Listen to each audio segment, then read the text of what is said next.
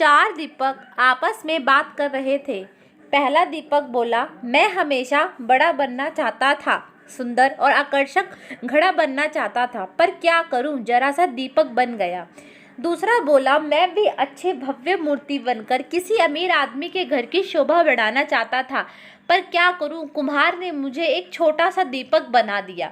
तभी तीसरा दीपक बोला, मुझे बचपन से ही पैसों से प्यार है, काश मैं गुल्लक बनता तो हमेशा पैसों से भरा रहता, पर मेरी किस्मत में दीपक बनना ही लिखा होगा। चौथा दीपक खामोश रहकर उनकी बातें सुन रहा था। अपनी अपनी प्रतिक्रिया देने के बाद तीनों दीपक चौथे दीपक से कहते हैं, तू भी अपनी जिंदगी के बारे में कुछ कहो।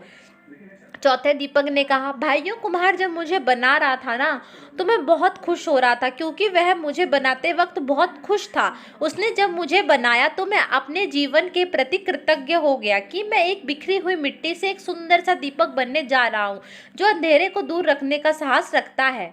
मैं वो साहसी दीपक हूँ जिसके जलते ही अंधेरा छूमंतर हो जाता है। मैं उभारी हूँ उस कुम्हार का जिसने मुझे ऐसा रूप दिया कि मैं भगवान के सामने मंदिरों में जलाया जाता हूँ। मेरी रोशनी से पढ़कर न जाने कितने होनहार बच्चे आज बड़े बड़े ऑफिसर बन रहे हैं और देश की सेवा कर रहे हैं। मेरे प्रकाश सिर्फ अंधेरे को दूर नहीं करता, बल्कि एक नई उम्मीद और एक नई ऊर्जा का संचार करता है।